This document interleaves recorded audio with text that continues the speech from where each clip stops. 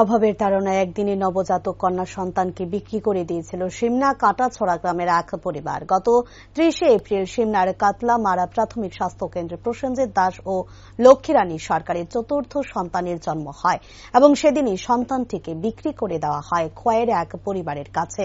ঘটনার সামনে আসতেই নড়েচড়ে বসে পুলিশ প্রশাসন ও চাইল্ড লাইন।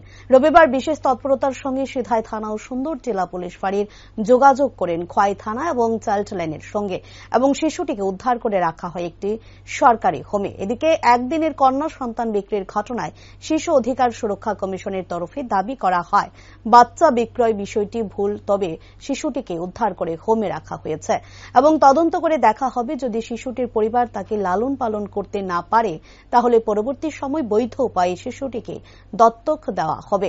বর্তমানে শিশুটি হোমে রয়েছে বিষয়ে সংবাদ মাধ্যমের মুখোমুখি হয়ে বিস্তারিত জানান শিশু অধিকার সুরক্ষা কমিশনের চেয়ারপারসন জয়ন্তী দেববর্মা। নমস্কার। আজকে সকালে নিউজ পেপারে একটা খবর বের হয়েছে যে অভাবের কারণে বাচ্চা বিক্রি করা হয়েছে। এটা ঠিক নয়।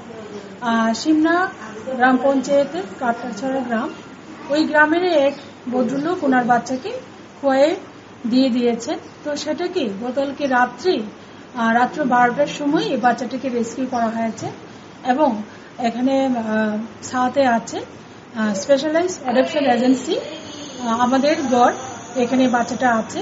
তো বাচ্চাটা সুস্থ আছে এবং যা যা কিছু করার সিডব্লিউসি ওয়েস্ট ডিস্ট্রিক্টের করবেন এবং তদন্ত করবেন। তদন্ত করার পরে বাচ্চাটাকে যদি মা বাবা রাখতে না চায় তাহলে কিন্তু অন্য কাউকে দত্তক হিসেবে দেওয়া হবে। তো সেটা ঠিক নয়। অভাবের কারণে বাচ্চা বিক্রি হয়েছে, এই ঘটনাটা ঠিক নয় এবং এই ক্ষেত্রে সব থেকে সাহায্য করেছেন আমাদের কমিশন টিসিপিসিআর। সঙ্গে আছেন সিমনা ওসি, ওনার নাম হচ্ছে গিয়ে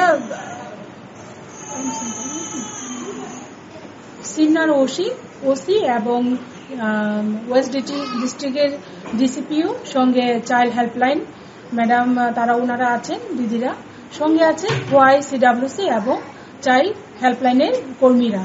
তো গতকালকে রাত্রেই বাচ্চাটাকে রেস্কিউ করে এই সাথে এনে রাখা হয়েছে এবং পরবর্তী সময় বাচ্চাটাকে সিডব্লিউসির মাধ্যমে প্রডিউস করা হবে এবং সিডব্লিউসি সিদ্ধান্ত নেবে বাচ্চাটাকে কি করবে না করবে, মা বাবার সাথে সবকিছু অ্যাসাইন করার পর।